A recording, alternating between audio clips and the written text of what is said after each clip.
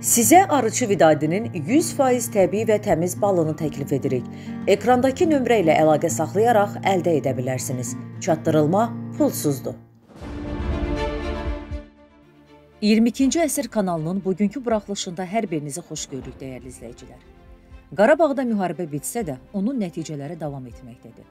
Bu günlərdə Sosial Tədqiqatlar Mərkəzi Azərbaycanlılarla ermənilərin birgə yaşayışı ilə bağlı sorğu keçirib. Əhalinin mühüm bir hissəsi, təxminən 66,2% Qarabağda Azərbaycanlılarla ermənilərin birgə yaşayışının heç zaman mümkün olmayacağını, 19% isə bir neçə ildən sonra mümkün ola biləcəyini düşünür. Cəmi 4,8% respondent hesab edir ki, bu yaxın gələcəkdə mümkündür.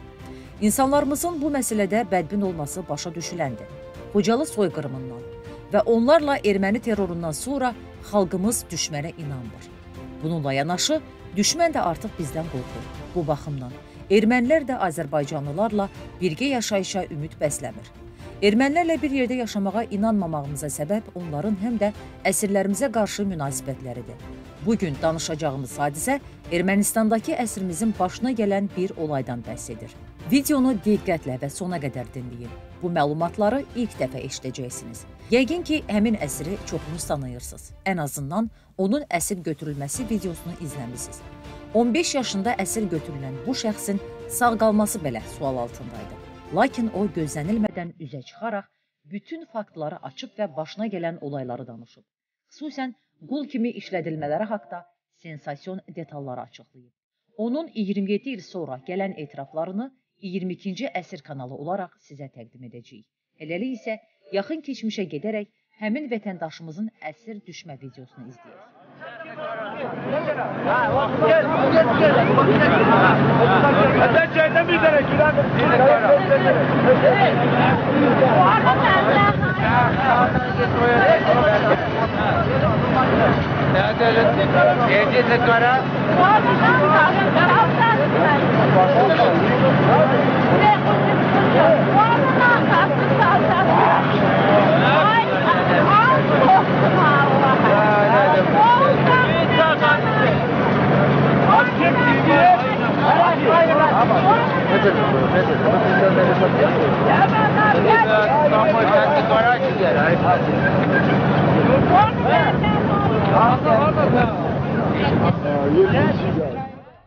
Bəli, 1993-cü ildə əsir götürülən bu şəxs düz 27 il sonra üzə çıxaraq hər şeyi danışıb.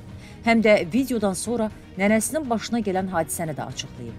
Ermənilər Zabili Kəlbəcərdə əsir götürəndə cəmi 15 yaşı vardı. Nənəsinin yalvarışlarına, fəryadına məhəl qoymadan yeniyetmə oğlanı tankın üstünə mindirib özləri ilə aparıblar.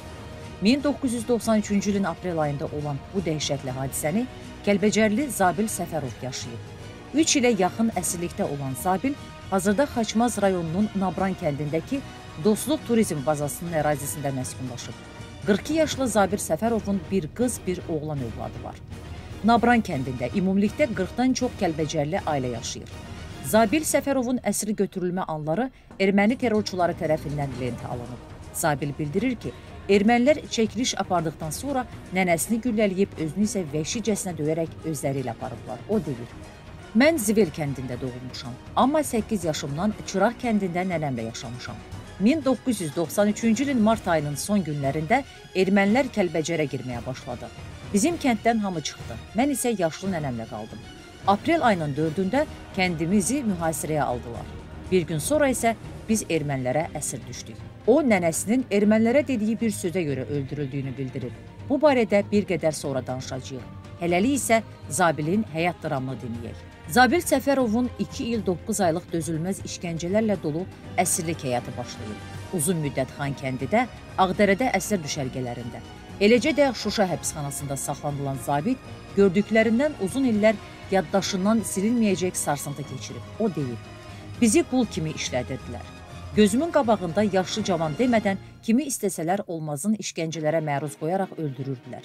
Mənə gücüm çatmayan işləri gördürürdülər. Yemək vermirdilər. Yay gələndə sevinirdik ki, işləməyə gedəndə ağaclardan meyvə yeyib qarnımızı doyduracağıq. Valideynlərimdən xəbərim yox idi. Bilmirdim salamatdılar ya yox. Bir ildən sonra Beynəlxalq Qırmızı Xaç Təşkilatının vasitəçiliyi ilə dayımla əlaqə saxladım. Danışıqlardan sonra bizi 1996-cı ilin yanvar ayında Azərbaycanda olan mülki ermənilərə dəyişdilər. Mən Bakıya gələndə gözlərimə inana bilmirdim. Ermənilər doğma dilimizdə danışmağa icazə vermədiklərindən Azərbaycan dili artıq mənə qəribə gəlirdi. O qədər sarsılmışdım ki, dayıma deyirdim ki, Azərbaycan dilində danışmayaq, bizi eşidərlər. Sonra Xaçmaza valideynlərimin yanına gəldim. Yalnız ailə qurandan sonra həyat yoldaşımın dəstəyi ilə psixoloji vəziyyətim normallaşmağa başladı. Gecələr daim qarabasmalarım olurdu. Elə bilirdim yenə əsirlikdəyəm. Zabil Səfərov bu günə kimi Kəlbəcər həsrəti ilə yaşadıqlarını, həmişə doğma yurdlarına qayıdacaqlarına inandıqlarını bildirib. Əmin idik ki, torpaqlarımız qayıdacaq. Mənim övladlarım o torpaqları görməyib, amma Kəlbəcər üçün məndən çox sevinirlər. Günü elə bugün ora qayıtmağa hazıram. Mən Kəlbəcərə gedən kimi ilk növbədə nənəmin öldürüldüyü yerə baş çəkəcəyəm. Sonra 5 ay zülüm çəkdiyim Şuşa həbsxanasında olmaq istəyirəm. Biz Kəlbəcərlilər bir anda olsa doğma torpaqlarımıza dönəcəyimizə şübhə ilə yanaşmadıq. Yurt həsrəti bizi üzsə də, vətənimizin düşməndən azad olunacağına inanmız hər keçən gün daha da artdı. Uşaqlarımla birgə doğma kəndimə köçüb təsərrüfatla məşğul olacağam. Zabil ermənilərin onun nənəsini niyə öldürdüklərini də açıqlayıb. Nənəm tanka minə bilmədiyi üçün məni tək apardılar. Ağıl qadın yalvarıb yaxardı ki, əmanət uşaqdır, onu məndən ayırmayın.